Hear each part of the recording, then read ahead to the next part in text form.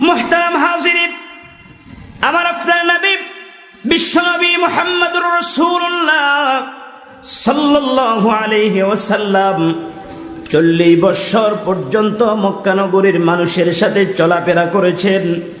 একটিবারের জন্য মানুষদেরকে তাওহীদের দাওয়াত দেন নাই।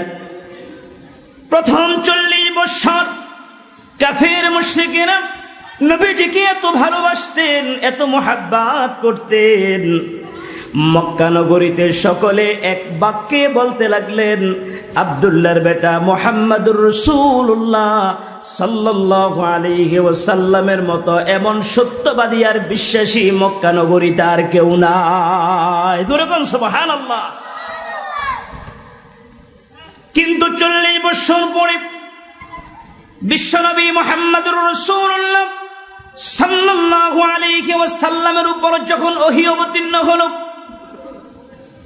মুফাসসিরিন ইকরামগণ বর্ণনা করেছেন, সহিহ বুখারী এবং মুসলিম শরীফের মধ্যে এসেছে,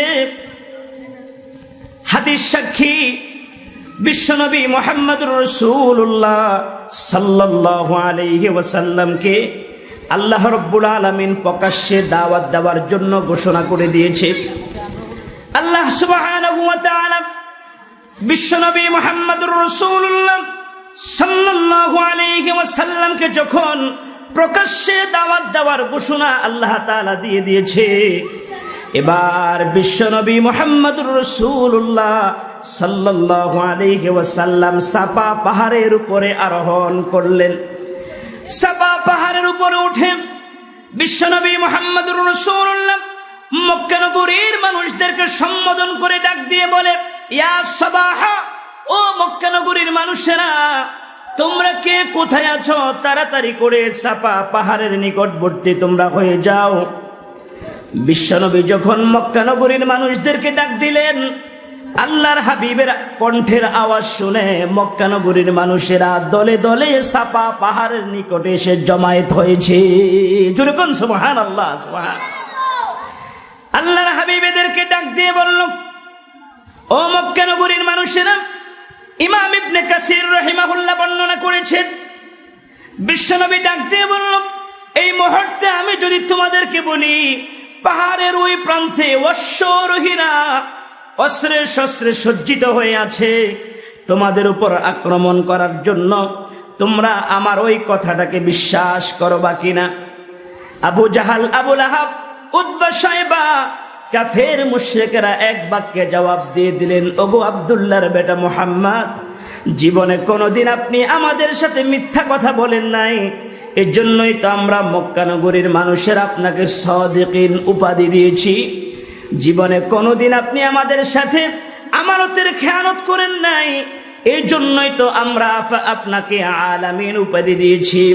আজকেও যদি আপনি বলেন পাহাড়ের ওই পাশে শত্রু বাহিনী দাঁড়িয়ে আছে, নির্ঘাত নির্দ্বিধায় বিনা বাক্যে আমরা সেটা বিশ্বাস করে নিব।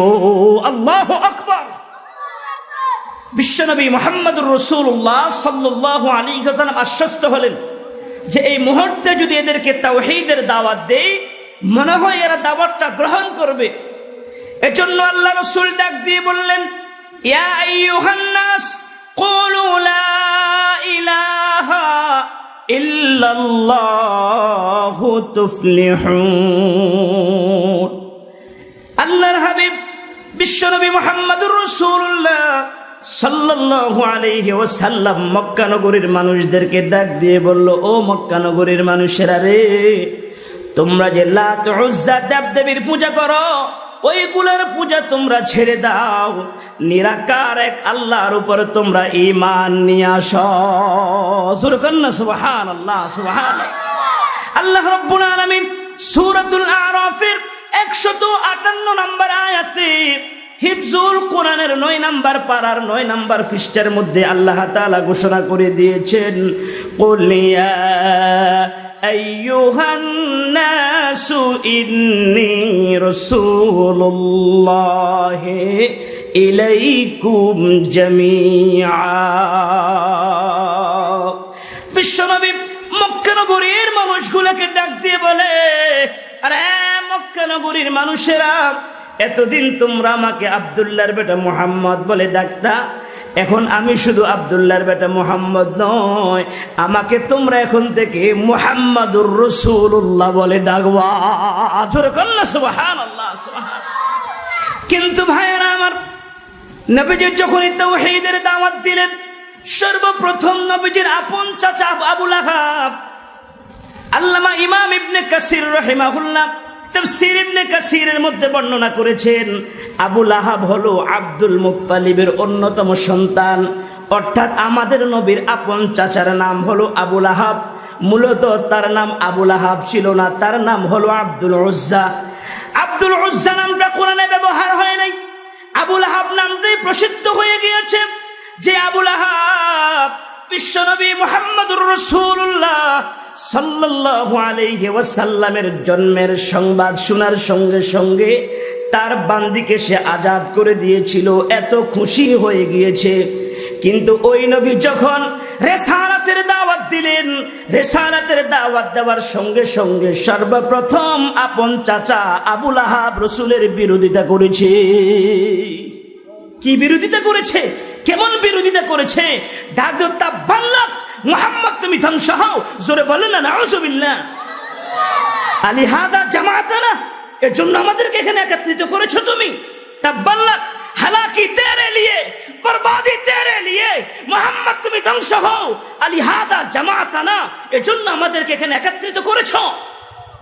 আবু লাহাবের অবস্থা দেখে আবু লাহাব যখন নবীর রিসালাতকে অস্বীকার করলেন, নবীর তাওহীদের বাণীকে যখন গ্রহণ করেন নাই, বিশ্বনবী মুহাম্মদুর রাসূলুল্লাহ সাল্লাল্লাহু আলাইহি ওয়াসাল্লামের মন খারাপ হয়ে গিয়েছে। আল্লাহ রাব্বুল আলামিন ডাক দিয়ে বললেন, ইন্না কাফাইনাকাল মুস্তাহজিন। হাবিব, আমার বন্ধু, আপনি কোনো টেনশন করবেন না। যারা আপনার শানে বেয়াদবি করবে, যারা আপনার বিরুদ্ধাচরণ করবে, যারা আপনার নামে বাজে মন্তব্য করবে, এদেরকে শাস্তি দেওয়ার জন্য আমি আল্লাহই যথেষ্ট। জোরে বলেন আল্লাহু আকবার। রব্বুল আলামিন সাথে সাথে জিবরাইলের মাধ্যমে সূরাতুল লাহাব তাব্বাত ইয়াদা সূরা নাযিল করেছে। জোরে কন্না সুবহানাল্লাহ সুবহানাল্লাহ। আল্লাহ তাআলা বলেন, তাব্বাত ইয়াদা আবি লাহাবি ওয়া তাব্ব।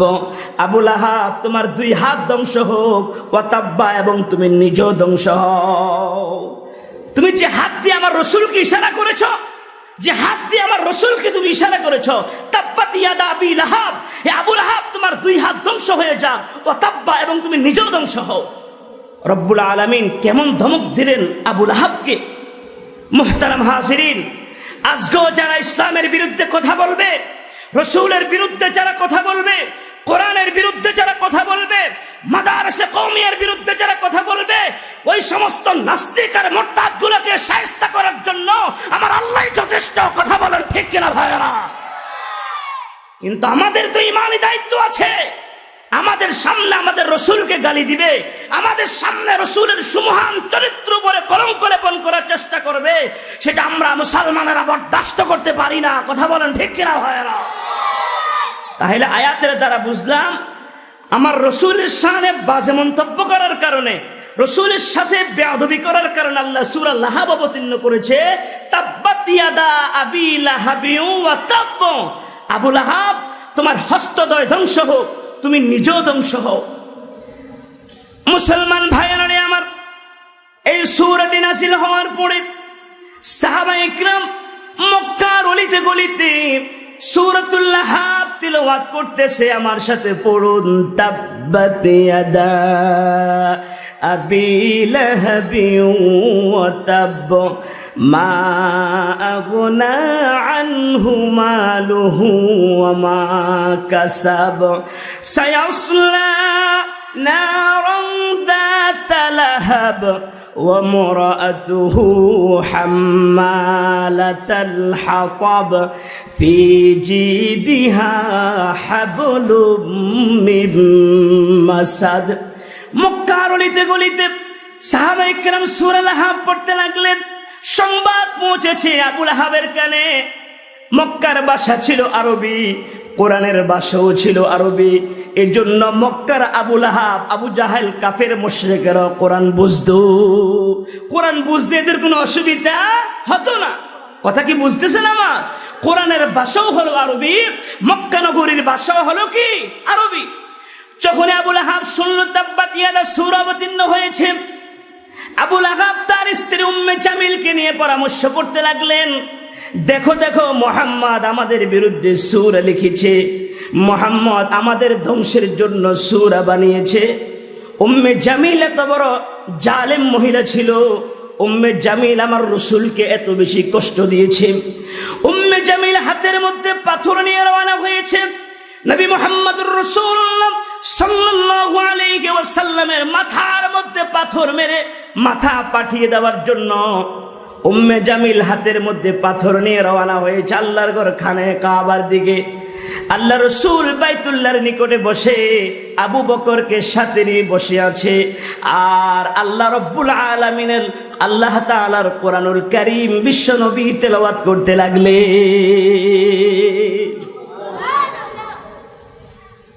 উম্মে জামিল পাথর নিয়ে যাচ্ছে, পাথর নিয়ে গিয়েই আবু বকরের কাছে বলে, আবু বকর তোমার বন্ধু মুহাম্মদ আমাদের বিরুদ্ধে সূরা লিখেছে, আমি পাথর নিয়ে এসেছি, এখন যদি তোমার বন্ধু মুহাম্মদকে পাইতাম তো পাথরের আঘাতে তার মাথা ফাটিয়ে দিতাম। হুঁশিয়ার করে দিচ্ছি, তোমার বন্ধু মুহাম্মদকে বলবা আমাদের পিছু যেন না লয়, আমাদের বিরুদ্ধে যেন কোনো সূরা না লেখে, আমাদের বিরুদ্ধে যেন কোনো সূরা না বানায়। এই কথা বলে রাগ যায় না? উম্মে জামিল চলে গিয়েছে। আবু বকর ডাক দিয়ে বলল, ইয়া রাসূলুল্লাহ আপনি তো আমার সাথেই ছিলেন, উম্মে জামিলকে আপনাকে দেখে নাই, যত রাগ সব আমার উপরে ঝেড়েছে। গ্রাম্য ভাষা বলে জগরটি মহিলা, কি বলে বলেন না, কিছু মহিলা আছে না ঝগড়াঝাটি করে সমাজের মধ্যে। আবু লাহাবের স্ত্রী খুব জগড়ি মহিলা ছিল, বেশি গালাগালি করত। আল্লাহর হাবিব বিশ্বনবী মুহাম্মদুর রাসূলুল্লাহ সাল্লাল্লাহু আলাইহি ওয়াসাল্লাম আবু বকরকে জানিয়ে দিলেন, আবু বকর রে, আমি যখন আল্লাহ পাকের কালাম তেলাওয়াত করতেছিলাম রে, মহান আল্লাহ রব্বুল আলামিন আমি এবং উম্মে জামিলের মধ্যখানে আল্লাহ তাআলা পর্দা ফেলে দিয়েছে। অর্থাৎ উম্মে জামিল আমাকে দেখে নাই। মুহতারাম হাজিরিন ভাইয়েরা আমার, উম্মে জামিল ঘরে ফিরে গেলেন।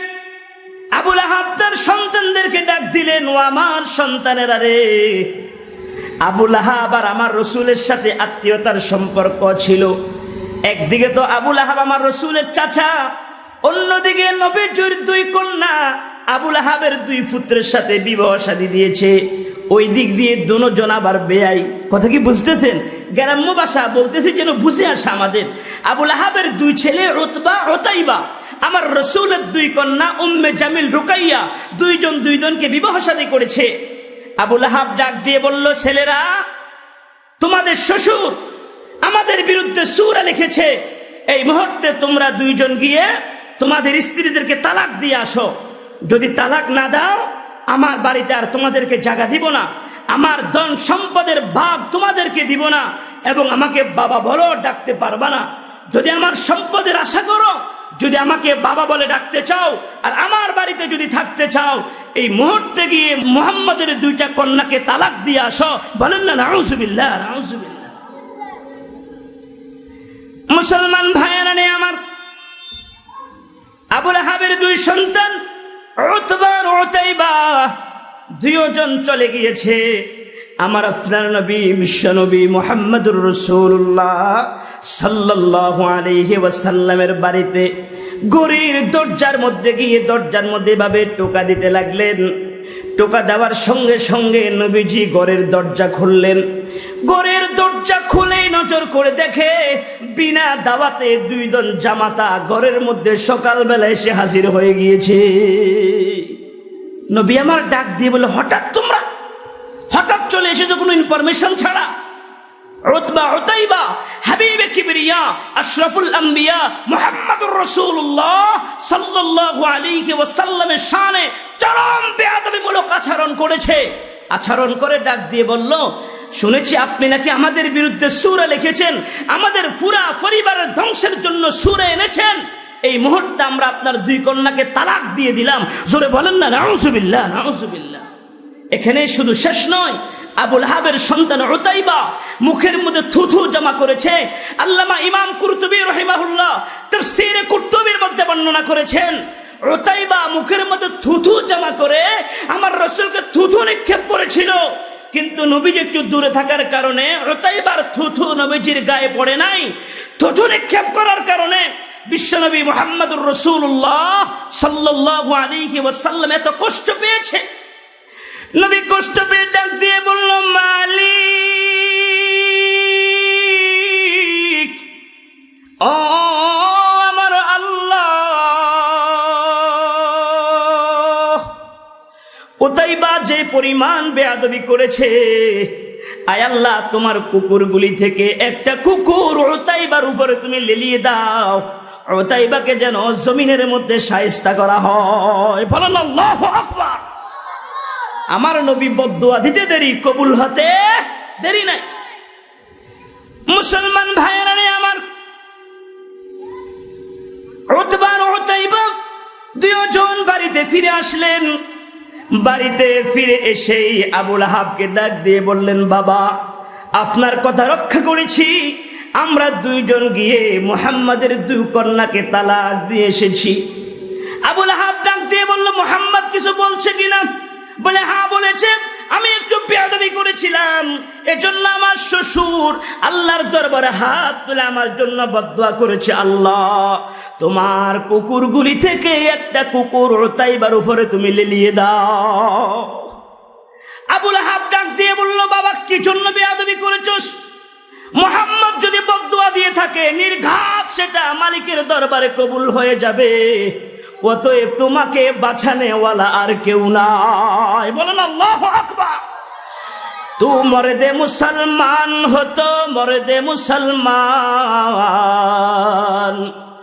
তো মর্দে মুসলমান হতো মর্দে মুসলমান, এক হাত में तलवार है एक हाथ में कुरान, एक हाथ में तलवार है एक हाथ में कुरान, तलवार बकट होते ने कल मैदाने आसीर, तलवार बकट होते ने कल मैदाने आसीर, दुश्मन के मुकाबिल तू लगा नाराए तकबीर, दुश्मन के मुकाबिल तू लगा नाराए तकबीर। बोलेन আল্লাহু আকবার।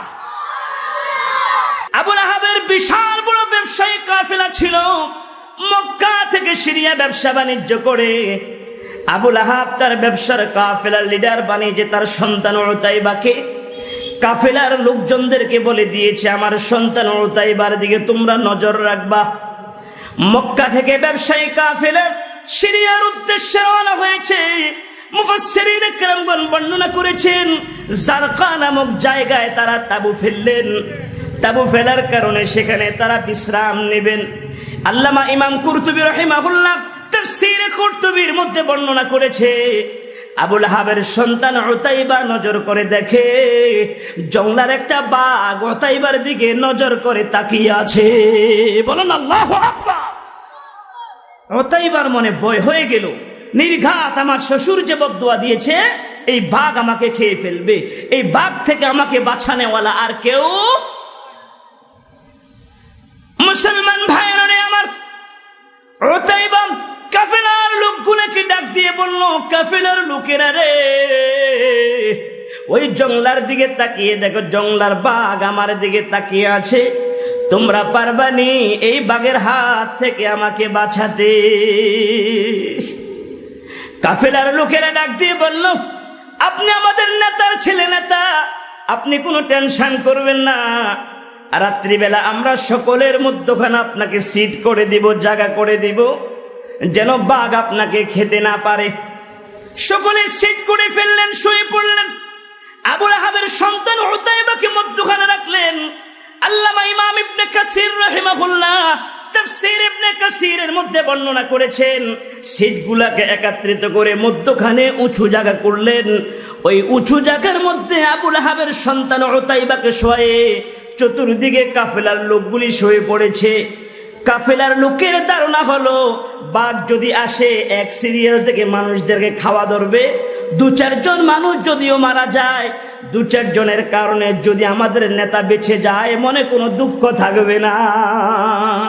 এজন্য কাফেলার লোকেরা আবু লাহাবের সন্তান উতাইবাকে মধ্যখানে রেখেছে। মুহতারাম হাজিরিন, আরশের মালিক আল্লাহ পাক ওই বাঘের নাকের মধ্যে আবু লাহাবের সন্তান উতাইবার ঘ্রাণ দিয়ে দিয়েছে। বোঝার জন্য আমি আপনাদেরকে বলতেছি, প্রত্যেকটা মানুষের শরীরের মধ্যে ঘ্রাণ থাকে। কারো শরীরের মধ্যে ভালো ঘ্রাণ, কারো শরীরের মধ্যে খারাপ ঘ্রাণ। শরীর যদি ময়লা থাকে, জামা কাপড় যদি ময়লা থাকে, শরীর থেকে দুর্গন্ধ বের হয়। কথা বলেন ঠিক কিনা? জামা কাপড় যদি পরিষ্কার থাকে, শরীর যদি পরিষ্কার থাকে, পারফিউম যদি মাখা থাকে, শরীর থেকে সুঘ্রাণ আসে। কি বলেন ঠিক কিনা? বুঝা গেল প্রত্যেকটা মানুষের শরীরে একটা ঘ্রাণ রয়েছে। উতাইবার শরীরের ঘ্রাণটা আল্লাহ পাক বাঘের নাকের মধ্যে যখন লাগিয়ে দিয়েছে, আল্লাহ তাআলা বাঘকে ডাক দিয়ে বলল, বাঘ রে, এই ঘ্রাণের সাথে যার শরীরের ঘ্রাণ মিলে শুধুমাত্র তুমি তাকে খাইবা, এই ছাড়া অন্য কোনো একজন মানুষকেও তুমি কামড় দিবা না। আল্লাহু আকবার। মালিকের হুকুম কিভাবে পালন করে দেখেন। রাত্রিবেলা সকল মানুষ যখন ঘুমিয়ে পড়েছে, কাফেলার লোকেরা যখন ঘুমিয়ে পড়েছে, জংলার বাঘ জংলা থেকে সে কাফেলার ভিতরে প্রবেশ করেছে। কাফেলার লোকেরা গভীর ঘুমে মগ্ন রয়েছে। বাঘ ভিতরে ঢুকে একজন একজনের শরীরের ঘ্রাণ নিচ্ছে, কিন্তু আল্লাহ রাব্বুল আলামিন যে ঘ্রাণ বাঘের নাকের মধ্যে দিয়েছে, ওই ঘ্রাণের সাথে অন্য কোনো ঘ্রাণ তো মিলতেছে না। এর জন্য একের পর এক সামনের দিকে অগ্রসর হচ্ছে। যেতে যেতে যে মাত্র মধ্যখানে গিয়েছে, বাঘের নাকের মধ্যে এবার বুঝে এসেছে আল্লাহ তাআলা যে গন্ধটা আমার নাকে দিয়েছে, ওই গন্ধের সাথে মধ্যখানের লোকের শরীরের গন্ধ মিলে যায়। আল্লাহু আকবার। বাঘ দেরি করে খপ করে ঘাড়ের মধ্যে কামড় দিয়ে ধরলেন। ধরে উতাইবাকে কাফেলার ভিতর থেকে বের করে জংলার মধ্যে নিয়ে আসলেন। টুকরো টুকরো করে সমস্ত দেহকে ছিন্ন বিচ্ছিন্ন করে ফেলেছে, কলিজা পর্যন্ত বের করে ফেলেছে। মুফাসসিরিনে কেরামগণ বর্ণনা করেছেন, ওই বাঘ উতাইবার শরীরের গোশত তো দূরের কথা, এক বিন্দু রক্ত বাঘ খায় নাই। কেন? এই জালেম আমার রাসূলের দুশমন, তার শরীরের রক্ত খাওয়া যাবে না, তার গোশত খাওয়া যাবে না। কলিজা কুদ্দা আলাদা করে ফেললেন, সব আলাদা আলাদা করে বাঘ বসিয়ে ফেললেন। সকালবেলা কাফেলার লোকেরা যখন ঘুমের থেকে উঠলো, ঘুম থেকে উঠেই দেখে আর আমাদের নেতা তো নাই। কথা কি বুঝতেছেন? নেতাকে তালাশ করার জন্য বাহিরে চলে গিয়েছে। বাহিরে গিয়ে নজর করে দেখে জংলার পাশে নেতার শরীরের খণ্ড বিখণ্ড গোশতের বাঘগুলা পড়ে আছে। এই অবস্থা দেখেই কাফেলার লোকেরা পেরেশান হয়ে গিয়েছে। কাফেলার লোকেরা বলতে লাগলেন, এটা হলো একমাত্র আব্দুল্লাহর বেটা মুহাম্মাদুর রাসূলুল্লাহ সাল্লাল্লাহু আলাইহি ওয়াসাল্লাম যে বদদুয়া করেছে, ওই বদদুয়ার কারণে আল্লাহ তাআলা চার পাওয়ালা জানোয়ার দিয়ে আল্লাহ উতাইবাকে জমিনের মধ্যে শাস্তি দিয়েছে। তাহলে আমরা বুঝলাম আমার রাসূলের সাথে বেয়াদবি করার কারণে শাস্তি জমিনে নগদ হয়েছে। কথা বলেন ঠিক কিনা? ও দুনিয়ার নাস্তিক আর মুরতাদেরা শুনে রাখো, যারাই আল্লাহর হাবিবের সুমহান চরিত্রের উপরে কলঙ্ক লেপন করতে চাও, আমরা দেখতে পাই কিছুদিন পর পরে নবীর শানে আঘাত করা হচ্ছে। গত কয়েকদিন আগে কুকুরের মাথার মধ্যে টুপি দিয়েছে, কুকুরের মুখের মধ্যে সুন্নতি দাড়ি উঠিয়েছে।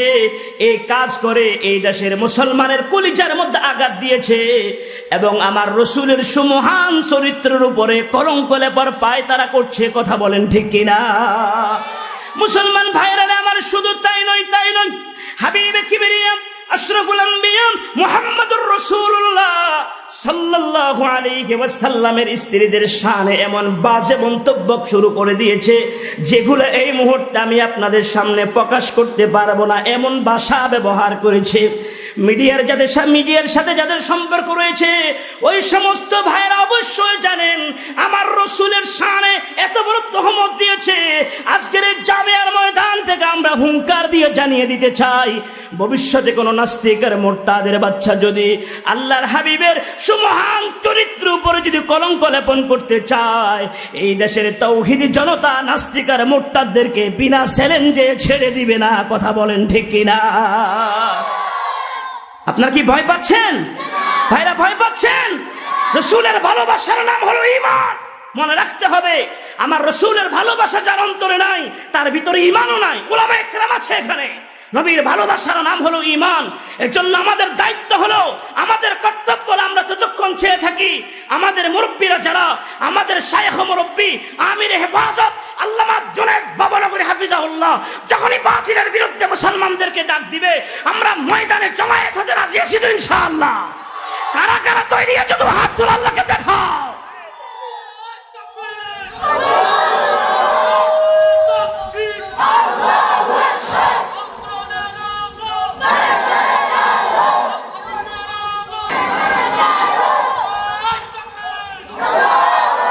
হাত নামান আমার ভাইরা।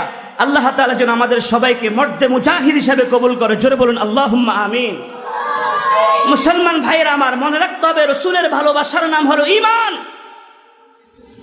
আজকে আমরা মুসলমানরা জীবিত থাকতে আমার রসুলের শানে বেয়াদবি করবে, এটা মুসলমান বরদাস্ত করতে পারে না। আল্লাহ তাআলা বলেন তাব্বাত ইয়াদা আবি লাহাবি ওয়া তাব।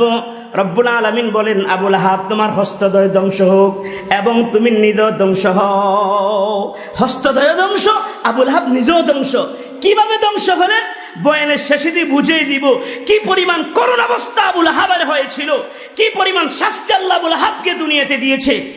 মুসলমান ভাইরা আমার, আমার আপনার নবী বিশ্বনবী মুহাম্মদুর রাসূলুল্লাহ সাল্লাল্লাহু আলাইহি ওয়াসাল্লামকে যারাই জমিনের মধ্যে কষ্ট দিয়েছে, আল্লাহ রাব্বুল আলামিন তাদেরকে জমিনের মধ্যে শায়েস্তাও করেছে। কথা বলেন ঠিক কিনা? রসুলের জন্য কেমন ভালোবাসা ছিল সাহাবায়ে কেরামের। ইসলামের প্রথম যুদ্ধ হলো বদরের যুদ্ধ। বদরের প্রান্তরে বিশ্বনবী মুহাম্মদুর রাসূলুল্লাহ সাল্লাল্লাহু আলাইহি ওয়াসাল্লাম যখন উপস্থিত হয়েছে, কাফের মুশরিকদের সংখ্যা ছিল 1000, মুসলমানের সংখ্যা ছিল মাত্র 313 জন।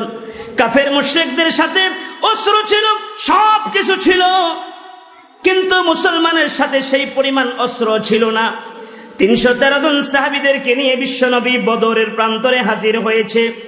বদরের যুদ্ধটা এমন একটি যুদ্ধ, বাবা সন্তানের বিরুদ্ধে তলোয়ার ধরবে, সন্তান বাবার বিরুদ্ধে তলোয়ার চালাবে, আপন ভাই ভাইয়ের বিরুদ্ধে তলোয়ার ধরবে, আত্মীয় স্বজন নিজের একজন আত্মীয় আরেকজন আত্মীয়ের বিরুদ্ধে তলোয়ার ধরবে। এমন একটি যুদ্ধ বদরের যুদ্ধ। ইসলামের প্রথম যুদ্ধ হলো বদরের যুদ্ধ। বিশ্বনবী যখন সাহাবায়ে কেরামদেরকে নিয়ে বদরের রণাঙ্গনে চলে গেলেন, তুমুল গতিতে যুদ্ধ আরম্ভ হয়ে গিয়েছে।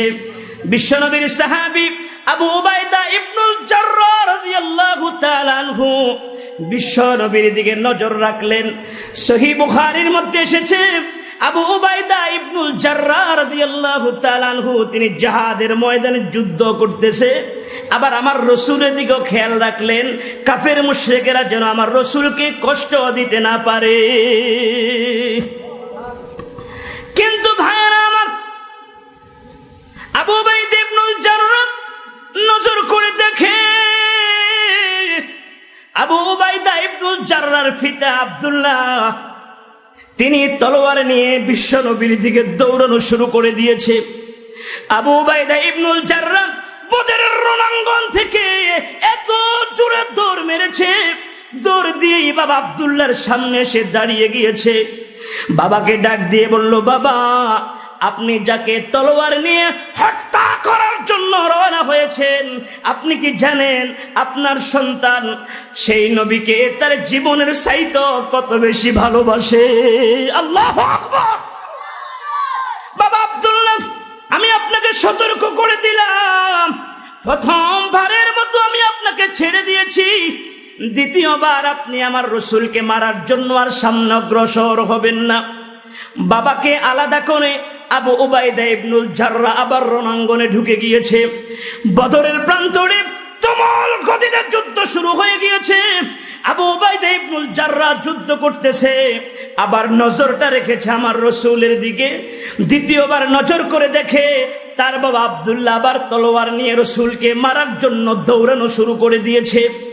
মুসলমান ভাইরা আমার, সহিহ বুখারী এবং মুসলিম সাক্ষী, বিশ্বনবী মুহাম্মদুর রাসূলুল্লাহ সাল্লাল্লাহু আলাইহি ওয়াসাল্লামকে আঘাত করার জন্য যখন আব্দুল্লাহ আবু উবাইদা ইবনুল জাররার পিতা আব্দুল্লাহ তলোয়ার নিয়ে যখন দ্বিতীয়বার রওনা করেছে, আবু উবাইদা ইবনুল জাররা তিনি দূর থেকে আবার দৌড়িয়ে এসে বাবার সামনে দাঁড়িয়ে গিয়েছে।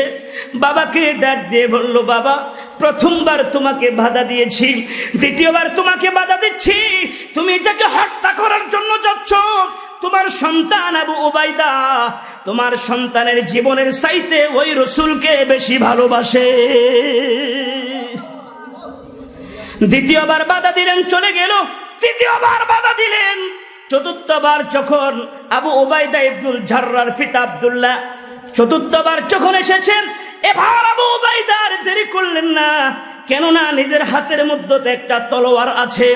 নিজের হাতের তলোয়ার নিয়ে এত জোরে দৌড় দিয়েছে, বাবার সামনে এসে দাঁড়িয়ে বাবার গর্দানের মধ্যে এত জোরে একটা আঘাত করেছে। আঘাতের সঙ্গে সঙ্গে আবু উবাইদা ইবনুল জাররার পিতা আব্দুল্লাহর গর্দান থেকে মাথাটা আলাদা হয়ে অনেক দূরে ছিটকে পড়েছে। আল্লাহু আকবার। মুসলমান ভাইরা আমার, সকলে পরিচয় হয় তার বাবার নামে, কিন্তু আবু উবাইদা ইবনুল জাররা তার বাবার নামে পরিচয় নয়। আবু উবাইদা বিন আব্দুল্লাহ, আবু উবাইদার পিতার নাম হলো আব্দুল্লাহ, তার দাদার নাম হলো জাররা। এজন্য আবু উবাইদা বলে, যেই বাবা আমার রাসূলকে মারার জন্য রণাঙ্গনে তলোয়ার নিয়ে এসেছে, ওই বাবার পরিচয় আমি দিতে চাই না, আমার পরিচয় আমার দাদার নামে হবে। এজন্য আবু উবাইদাকে বলে আবু উবাইদা ইবনুল জাররা। বলেন আল্লাহু আকবার। তাহলে বোঝা গেল নবীজির ভালোবাসার মধ্যখানে, নবীর ভালোবাসার মধ্যখানে বাবা মাও যদি বাধা হয়, সেটাকেও ত্যাগ করতে হবে। কথা বলেন ঠিক কিনা? নবীজিকে ভালোবাসতে গেলে মধ্যখানে আমার দল যদি বাধা হয়, সে দলকেও ত্যাগ করতে হবে। ঠিক কিনা ভাইয়েরা? নবীকে ভালোবাসতে গেলে নবীর ভালোবাসার মধ্যখানে যদি আমার ফির যদি বাধা হয়, ওই বন্ড ফিরকেও বাদ দিতে হবে। কথা বলেন ঠিক কিনা ভাইয়েরা? কেননা বিশ্বনবীর ভালোবাসার প্রমাণ তো এখন হয়ে যাচ্ছে। সাধারণ একটা মূর্তি আর ভাস্কর্য নিয়ে দেশের মধ্যে কি অবস্থা শুরু হয়েছে। এখনো দাজ্জাল আসে নাই, এখনো দাজ্জাল আসে নাই। মূর্তি আর ভাস্কর্যের মাধ্যমে মানুষ দলে দলে নাস্তিক আর মুরতাদ হয়ে যাচ্ছে। কথা বলেন ঠিক কিনা ভাইয়েরা? মুসলমান ভাইয়েরা আমার, কাউকে কটু করে কথা বলার জন্য বসি নাই, কিন্তু তোমাদের কলিজার ভিতরে ইমানের জজবা পৌঁছিয়ে দেওয়ার জন্য বসেছি।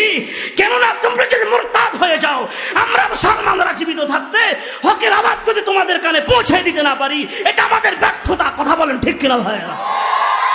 মুসলমান ভাইয়েরা শুনো শুনো, বিশ্বজাহানের দ্বিতীয় খলিফা, খলিফাতুল মুসলিমিন হযরত ওমর ইবনুল খাত্তাব বিশ্বনবীর সাথে হাঁটতেছিলেন। সহিহ বুখারীর মধ্যে হাদিস এসেছে, সহিহ মুসলিমের মধ্যে এসেছে, আল্লাহ রসুলের হাত ধরে ওমর হাঁটতেছে।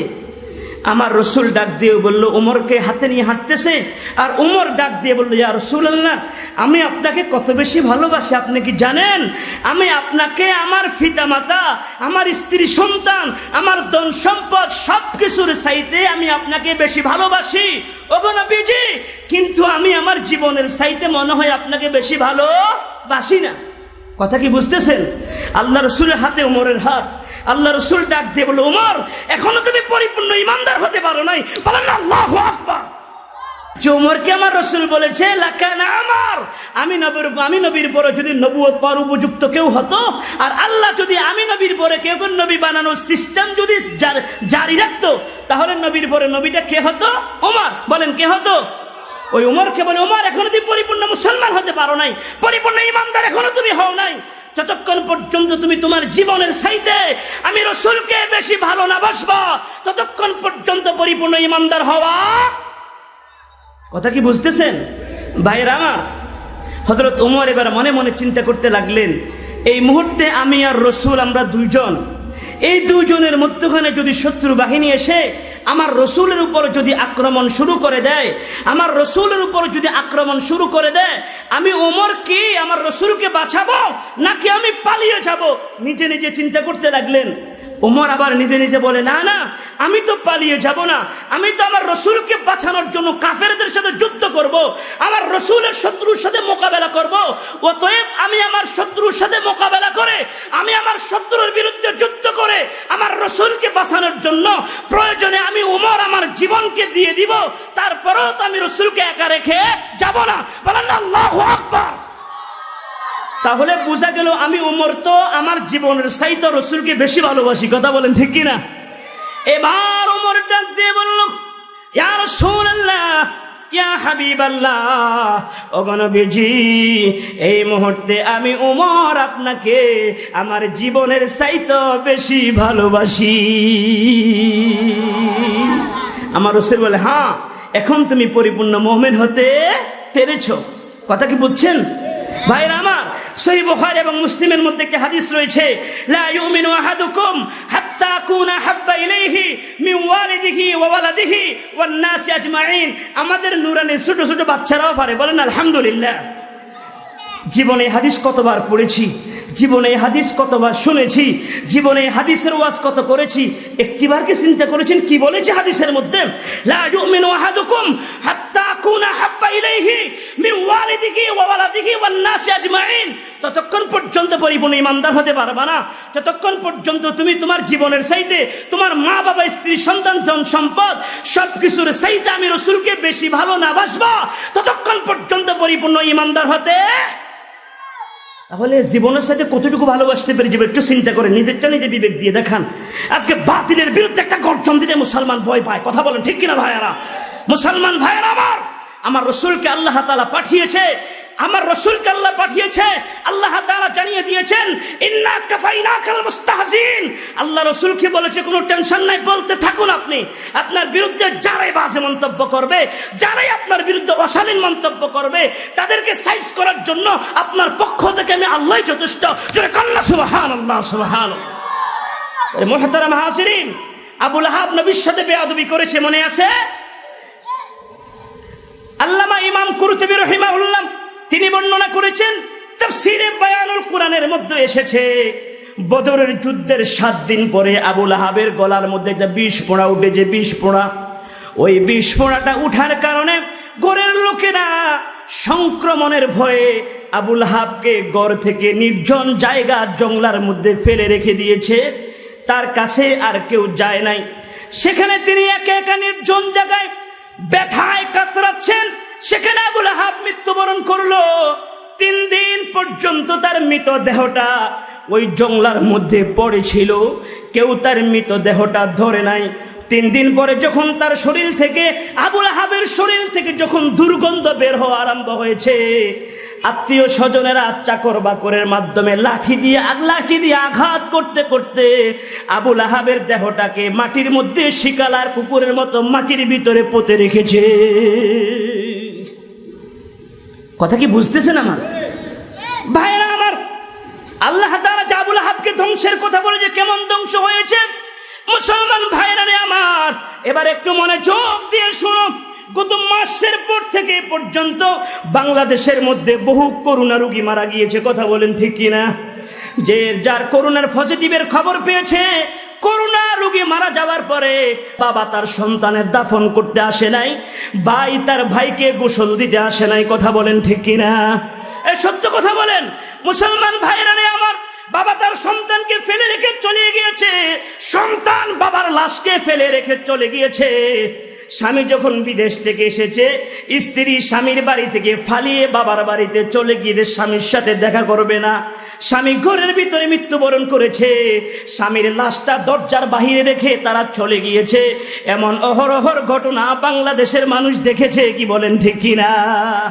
ও মুসলমান ভাইরা, এজন্য বলছি মনে রাখার জন্য, ওই সময় করোনাকালীন লাশগুলা, যে সমস্ত লাশগুলা করোনাক্রান্ত হয়ে মৃত্যুবরণ করেছে, যে সমস্ত লাশগুলাকে ভাইয়ে ফেলে রেখে গিয়েছে, বাবা রেখে গিয়েছে, ভাই রেখে গিয়েছে, সন্তান বাবার লাশ রেখে গিয়েছে, ওই সমস্ত লাশগুলাকে একমাত্র আলেম ওলামারা দরদি হয়ে ওই লাশগুলাকে গোসল দিয়েছে। 100 ডিগ্রির উপরে জ্বর ছিল করোনা রোগীর গায়ে, ওই রোগীকেও আলেম ওলামারা গোসল দিয়েছে, কাফন পরিয়েছে, জানাজা দিয়ে কবরের মধ্যে দাফন করেছে। কথা বলেন ঠিক কিনা মুসলমান ভাইরা রে আমার? ওই সময় যদি আলেম ওলামারা এদের তো স্ত্রী আছে, এদেরও তো সন্তান আছে, আলেম ওলামাদের তো মা বাবা আছে, কিন্তু আলেম ওলামারা মা বাবার চিন্তা করেন নাই, ছেলে সন্তানের চিন্তা করেন নাই, নিজের স্ত্রীর চিন্তা করেন নাই। সকল চিন্তা ভাবনা বাদ দিয়ে একমাত্র আল্লাহকে সন্তুষ্টি করার জন্য ওই করোনা রোগীগুলোকে গোসল দিয়েছে, দাফন করেছে, জানাজা দিয়েছে, সম্মানের সাথে কবরের মধ্যে লাশটা রেখেছে। আলেম ওলামারা যদি না রাখতো, এই দেশে শিয়ালও মরেছে, কুকুরও মরেছে। শিয়াল আর কুকুরের যেমন দাফন হয় না, ওলামা একরাম দাফন না করলে করোনা রোগীগুলো শিয়াল আর কুকুরের মতো পড়ে থাকতো। কি বলেন ঠিক কিনা? আজকে তোমরা যে আলেমেরা তোমাদের বন্ধু, যে আলেমেরা তোমাদের বাবার জানাজা দিয়েছে, যে আলেম তোমার ভাইয়ের দাফন করেছে, আজকে ওই সমস্ত আলেমদেরকে মৌলবাদী বলে গালি দিচ্ছ, আজকে ওই সমস্ত আলেমদেরকে জঙ্গিবাদের তহমত দিচ্ছ, আজকে আলেমদেরকে ঘাড় মটকে দেওয়ার কথা বলছো, আজকে আলেমদেরকে খেলা হবে বলে মাঠে ডাকছো। হুঁশিয়ার করে বলে দিচ্ছি, আর যুবক ভাইরা হয়তো তোরা বুঝোস না, এজন্য তোরা বলস, তোরা আলেমদেরকে গালিগালাজ করস। আমি আল্লাহর দোহাই দিয়ে তোদেরকে বলছি, তোদের কপালটা আমাদের সামনে বিছিয়ে দে, তোর সোনার কপালে চমা দিয়ে বলতে চাই, খবরদার আলেমদের সাথে বেয়াদবি করবি না। কেননা আলেমদের সাথে যারাই বেয়াদবি করেছে তারাই হালাক হয়ে গিয়েছে, তারাই ধ্বংস হয়ে গিয়েছে। ঠিক কিনা ভাইয়েরা? বাঁচতে পারে নাই, বাঁচতে পারে নাই। তোদেরকে বাঁচানোর জন্য বলছি, যুবক শোন, তোরা কি দেখোস নাই আমির হেফাজত আল্লামা জুনায়েদ ভবনগরীকে যখন রিমান্ডের মধ্যে নিয়েছিল, যখন জুনায়েদ ভবনগরীর উপর যখন টর্চারিং আরম্ভ করে দিয়েছে, জুনায়েদ ভবনগরী একটা কথা বলেছে, রে জালেম, বেশি বেয়াদবি করিস না, আমারও তো একজন মালিক আছে, আমারও তো একজন রব রয়েছে, তুই আমার দাড়ি ধরে টান দিচ্ছ, আমার আল্লাহ বরদাস্ত করবে না। মাত্র এতটুকু কথা জুনায়েদ ভবনগরী বলেছিল, আল্লাহ তাআলা ভবনগরীকে এখনো আমাদের মাঝে জিন্দা রেখেছে। কথা বলেন ঠিক কিনা? কিন্তু সেই পুলিশ অফিসার তার অফিস থেকে যখন বাসায় গিয়েছে, তার একমাত্র কলিজার টুকরা কন্যা আদরের মেয়ে ঐশী তার বাবাকে জবাই করে হত্যা করে ফেলেছে। ঠিক কিনা ভাইরা? একমাত্র আলেমের বদদোয়ার কারণে তার মেয়ে হয়ে বাবাকে হত্যা করেছে। ও নাস্তিকেরা জানে রাখো, ও ইসলাম বিদ্বেষীরা শুনে রাখো, আমরা তোমাদের শত্রু নই, আমরা তোমাদের বন্ধু।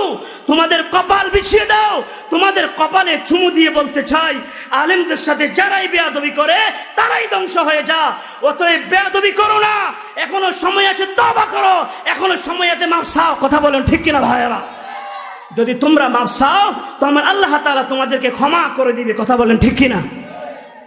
মুসলমান ভাইয়েরা রে আমার, আল্লাহ তাআলা বলেন, ফি জিদিহা হাবলুম মিন মাসাদ। আবুল হাবের স্ত্রী উম্মে জামিল গলার মধ্যে খরজুরের রশি নিয়ে এসে, গলার মধ্যে খরজুরের রশি নিয়ে এসে থাকবে, সে অবস্থা সে মারা যাবে। ফি জিদিহা হাবলুম মিন মাসাদ। বলে হুজুর খরজুরের রশি কি? আগে আমরা শুনেছি আমরাতুহু হাম্মালাতাল হাতাব পর্যন্ত, যে আবুল হাবের স্ত্রী উম্মে জামিল জাহান্নামী এবং হাম্মালাতুল হাতাব যে ইন্ধন বহন করে। ফি জিদিহা হাবলুম মিন মাসাদ, তার গলার মধ্যে খরজুরের রশি নিয়ে। খরজুরের রশিটা কি? ওই যে একটু আগে বলেছিলাম, আবুল হাবের স্ত্রী পাহাড়ের মধ্যে উঠে কাঁটাযুক্ত লাকড়ি সংগ্রহ করত, কাঁটাযুক্ত লাকড়ি সংগ্রহ করে বড় করে ফোঁজা বাঁধত, ফোঁজা বেঁধে মাথার মধ্যে করে নিয়ে এসে আমার রসুল যে রাস্তা দিয়ে হাঁটতেন ওই রাস্তা দিয়ে কাঁটাগুলি বিছিয়ে দিত, রসুল যেন কষ্ট পায়, রসুলকে কষ্ট দেওয়ার জন্য। কিন্তু ওই দিন আল্লাহ তাআলা ফেরেশতাকে বলে, ফেরেশতা রেডি থাকো।